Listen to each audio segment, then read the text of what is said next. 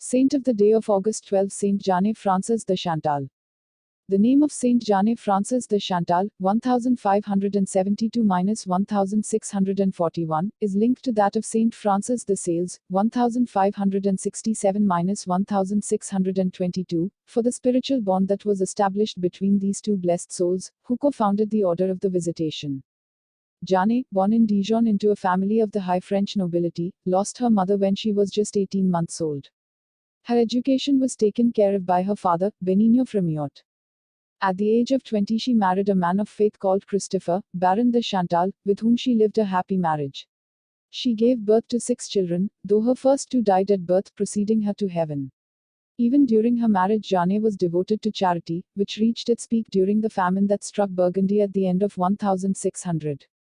In full agreement with her husband, she transformed her manor into a hospital and had a new oven built to provide bread for the needy. Her biggest trial was just around the corner. During a hunt, her husband received a blunderbuss wound to the thigh, accidentally shot by a cousin. "Lord, take all I have in the world, but spare me my dear husband," she prayed.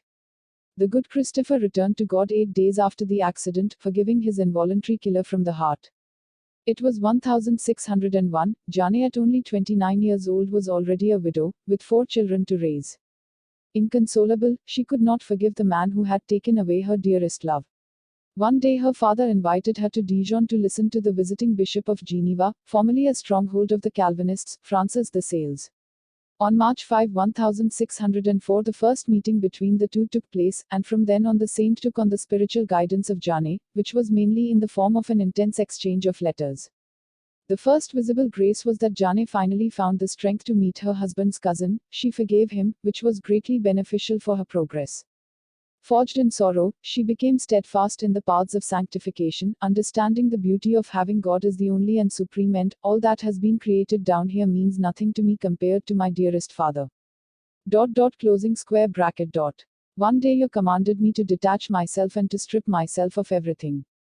O God, how easy it is to leave what is around us, but to leave one's skin, one's flesh, one's bones and penetrate into the heart of the marrow, which, it seems to me, is what we have done, is a great, difficult and impossible thing if not by the grace of God, she wrote to her spiritual director in one of her many letters, which she also sent to her children, her friends, and her nuns, as mother and spiritual mother. After providing for her children, on 6 June 1610, the feast of the Most Holy Trinity, Joan began her communal life in Annecy together with 2 companions. The following year they made their first vows in the presence of St.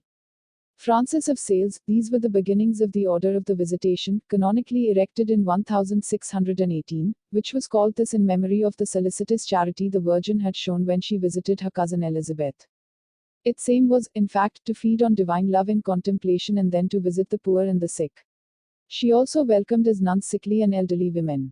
According to the ecclesiastical norms of the time, the order became cloistered, with the prevalence therefore of the contemplative purpose, which would be perfectly incarnated in that same century by Saint Margaret Mary Alacoque, 1647-1690, the mystic of the Visitation Order who propagated devotion to the Sacred Heart of Jesus.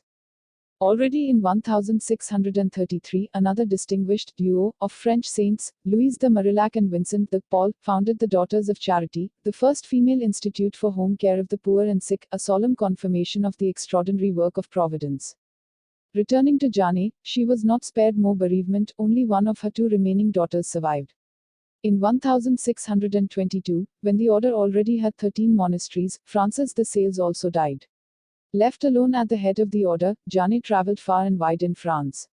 She founded convents everywhere, there were 87 at her death, and gained the public admiration of Charles IV of Lorraine, who called her the saint of our century.